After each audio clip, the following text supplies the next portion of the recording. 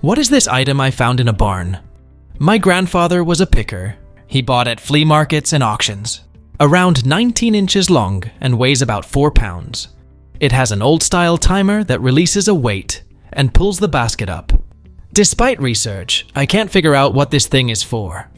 Any ideas? It's an antique egg timer, made in London by the W.M. Still & Sons and patented in 1916. It will time the boiling of your egg so you can always get the perfect level of doneness from hard to soft. It was nested in a custom copper and tin trough. The eggs are placed in the metal basket. After pulling down the chain, the timer goes up. You set the number of minutes you want the egg in the boiling water by pulling the hook up at the top. It has a small escapement timer, and the little egg pendulum goes back and forth to show you that it's actually working. When the timer has finished, the basket automatically pops up out of the water, revealing perfectly cooked eggs. What is this old machinery in the woods of northern Wisconsin? My wife found it rusting away in the woods while hiking in a ravine near Bayfield yesterday. There was also a small collapsed wood frame building nearby, which might have been a workshop or something of that sort. There are several apple orchards nearby, and I was speculating this might have something to do with them. Any ideas? It's a 1930s steam dryer. It was patented as clothes drying apparatus on July 28, 1936 by Monty F. Hupsch and Manfred Pearson for the Hupsch Manufacturing Company in Milwaukee. It operated in hot, medium and cold steam presses and took up to 125 pounds. The Hupsch Manufacturing Company manufactured presses and specialty equipment. The company revolutionized the laundry business with its front-loading steam dryer. The Hupsch dryer brand is known throughout the world today. What is this small mirror found in my backyard?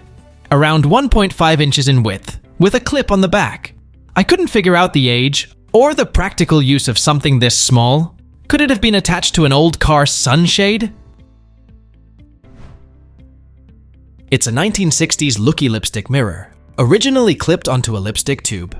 It was patented on August 27, 1957 by Kenneth L. Dewing of North Hollywood, California. What is this white column and this white grandfather clock-shaped thing with metal openings at the bottom? These are in an immaculately preserved, Victorian-looking home in Northern Europe. They both look to have a similar purpose because they look like same material and are both tall with those metal panels at the bottom. Any ideas? They are Swedish tile stoves. They are in every old Swedish house. I live in Sweden and I have 2 of them in my house from the 1700s and still more efficient than my radiators. If I need the room to quickly heat up, I chuck in about 8 pieces of firewood, let it burn, and the tiles stay warm for about 24 hours. There's several smoke channels inside the stove that are insulated with sand. The sand essentially gets baked and the external tiles radiate the heat. Fairly neat invention. What is this thing? I am currently staying at a holiday cottage and it's in the garden. It seems to be mostly metal apart from the seat, and seems to have a pedal attached to a large cog that has a bolt above it. It has a chain between the seat and the cog and looks very old and rusty. Does anybody know what this is? It's a foot-powered knife sharpener, missing the sharpening or stropping wheel that would go over the horizontal bar at the top. It was made by Henry Bamford & Sons of Uttoxeter, England, circa 1901. My mate's dad had one we used to play with in the 70s. What are these small colored glass dishes with a raised small opening from the estate of an 87-year-old woman? No visible markings or stamps, and they look too small to be ashtrays. The raised opening threw me off. Any ideas?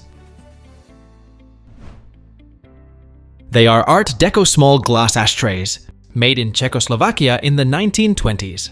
The raised opening is used as a snuffer and for putting out an unfinished cigarette to be finished later. What are these long, thin, curved metal pieces that are attached to leather and come in a boxed set? I saw these in the historic section at the South Carolina State Museum. I did a Google image search with no results and even messaged the museum with the photo with no response. There was no plaque or description of the item in the display, and the purpose of the display was the furniture of the Low Country. Any information would be greatly appreciated. Those are fighting blades or gaffs for fighting gamecocks. They strap on over the bird's natural spur. The natural spur fits through the hole, which keeps the harness from twisting. What is this strange shovel rake thing? I was sent a photo of some tools in my late grandfather's estate. He most likely picked this up in the Pennsylvania area in the 60s or 70s. Does anyone know what it is? It's an antique potato shovel. It dates itself by the name of T. Rowland and T. Rowland's Sons of Cheltenham, Pennsylvania, and was manufacturing under that name from 1894 to 1901, then was merged with the Ames Shovel and Tool Company. What is this heavy bronze dragon statue with writing on the front and a chop stamp on the bottom? I found it in an old antique store in New York that reminded me of the beginning of Gremlins. Partially hollow, and there's a lot of small items inside that rattle if you shake it. Does anyone know what this is? It's a replica of a Chinese Qing Dynasty brass imperial dragon seal. A Chinese gilt brass hand stamp or seal with the Mandate from Heaven motto of the Qing Dynasty, 1644 to 1911. The item is topped with a dragon figurine. It's a collectible Asian Oriental decor and desk accessory. What is this carved stone from an unknown Native American site with a series of piston-like grooves on one side and carved lines on the other? It's about 2 inches by 1 inch, but fragmented so parts are missing.